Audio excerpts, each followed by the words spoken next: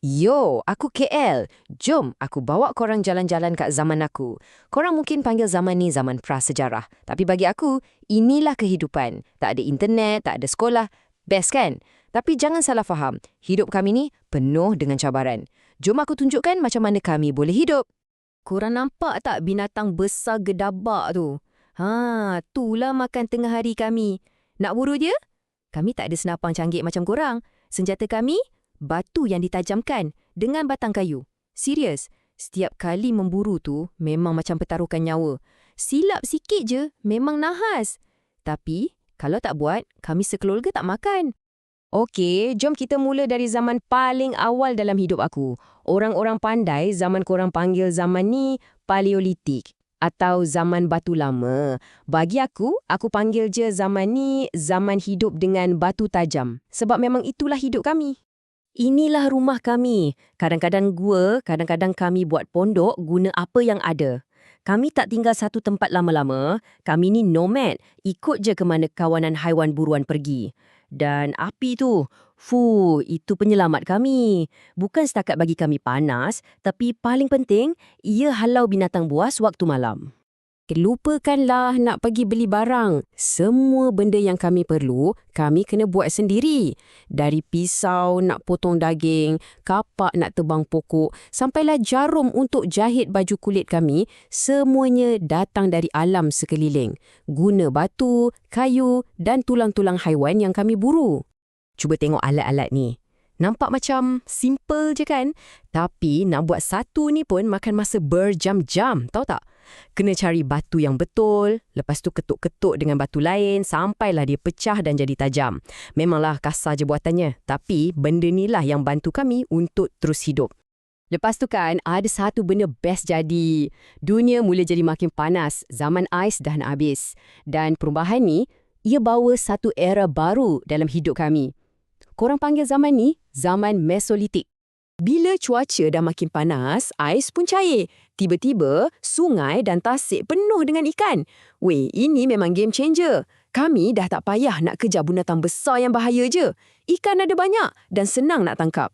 Disebabkan ni, kami pun boleh tinggal lebih lama dekat tepi-tepi sungai. Bila ada makanan baru, mestilah kena ada alat baru kan? Tengok ni. Belah kiri tu kapak lama aku. Besar, kasar, berat. Belah kanan pula, ini kit alatan yang dah di-upgrade. Lebih kecil, lebih kemas dan ada macam-macam fungsi. Ada mata kail untuk pancing ikan, ada anak panah yang lagi tajam. Kira canggih lah untuk zaman kami. Korang rasa jumpa ikan tu dah cukup hebat? Tunggu dulu. Ada satu lagi ciptaan yang betul-betul mengubah dunia kami selama-lamanya. Bersedia untuk zaman Neolitik. Satu hari, kami dapat satu idea yang luar biasa. Daripada kutip je apa yang ada, kami sedar yang kami boleh tanam benih. Dan benih tu akan tumbuh jadi makanan. Dan bukan tu je, kami mula bela binatang sendiri. Dah tak perlu lagi nak pindah randa ke sana-sini. Makanan ada betul-betul depan rumah. Bila makanan dah ada setempat, buat apa nak merayau lagi kan? Jadi, buat pertama kalinya dalam sejarah, kami bina rumah yang kekal. Bila dah ramai yang buat rumah dekat-dekat, terciptalah sebuah kampung. Akhirnya, kami ada jiran. Kami mula hidup sebagai satu komuniti. Aku dengar orang zaman korang panggil perubahan besar ni revolusi Neolitik. Bunyi macam gempak kan? Memang pun. Sebab ia bukan setakat tukar cara kami cari makan. Ia ubah segalanya. Tiba-tiba kami ada rumah tetap, ada jiran, ada masa lapang sikit. Inilah permulaan kepada apa yang korang panggil tamadun. Semuanya bermula dengan sebiji benih je. Gila kan? Korang ingat cerita dah habis ke? Belum lagi. Lepas kami dah pandai tanam-tanam, kamu jumpa pula satu lagi benda ajaib. Sesuatu yang berkilat, sangat kuat dan mengubah cara kami buat semua benda. Bayangkanlah, satu hari ada orang jumpa sejenis batu pelik yang berkilat-kilat. Bila dicampak dalam api yang panas gila, batu tu cair. Jadi cecair. Macam sihir kan? Bila cecair itu sejuk, ia jadi lebih keras dan kuat daripada mana-mana batu yang kami pernah jumpa. Kami baru je menemui logam. Ini bezanya. Belah kiri tu alatan batu kami yang paling canggih masa tu. Belah kanan, alatan logam yang baru. Nampak tak bezanya? Alatan logam ni jauh lebih tajam, tahan lebih lama dan tak mudah patah macam batu. Ini adalah satu lonjakan teknologi yang sangat-sangat besar. Mula-mula kami pun tak tahu macam mana nak buat.